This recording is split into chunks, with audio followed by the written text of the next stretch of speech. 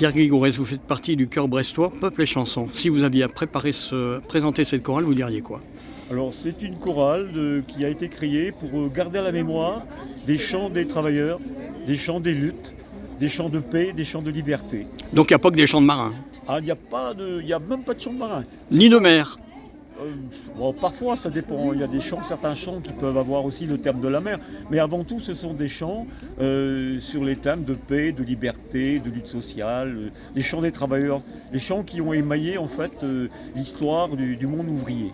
Cette chorale aura 25 ans l'an passé. Ça fait une douzaine d'années que vous en faites partie. Qu'est-ce que vous y trouvez comme plaisir?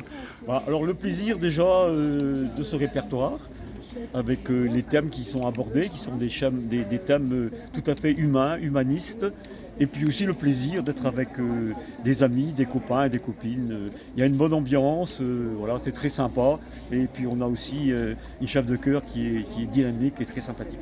Ultime question. Amandine. Amandine, justement, la chef de chœur qui est avec vous depuis 5-6 ans. Si vous aviez à dire quelque chose sur justement ce travail en commun avec deux autres chorales, la chorale populaire de Lyon, là on est à Lyon justement, à Inissieux, oui. Et puis la chorale de Paris, vous diriez quoi?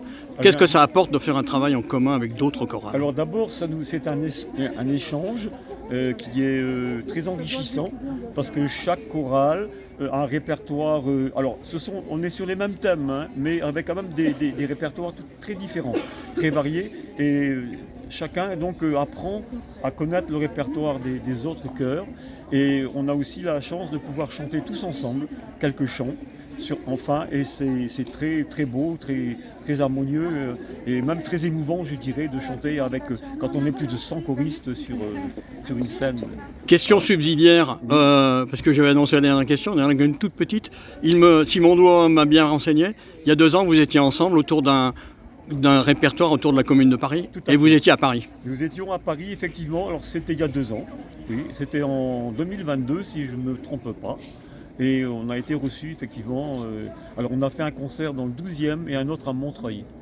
Voilà, alors c'était effectivement sur le thème des 150 ans de la commune, avec un petit décalage, puisque il y a eu, normalement on aurait dû le faire en 2020, mais il y a eu l'épisode Covid et nous avons dû donc décaler cet anniversaire d'un an ou deux. C'est un partenariat entre ces 3 chorales, à votre avis, qui serait bien de prolonger? Oui, mais on va le prolonger, parce qu'on avait l'intention pour nos 25 ans qui vont se faire en novembre 2025, on a prévu d'inviter la chorale de Lyon. En 2019, nous avions invité la chorale de Paris, dans une très belle salle à Brest, une salle de spectacle qui fait 400 places. Et nous avons fait un très beau concert, on a même refusé du monde en 2019. Et là, en 2025, on pense qu'on va faire la même chose et on espère que Lyon va répondre positivement à notre invitation.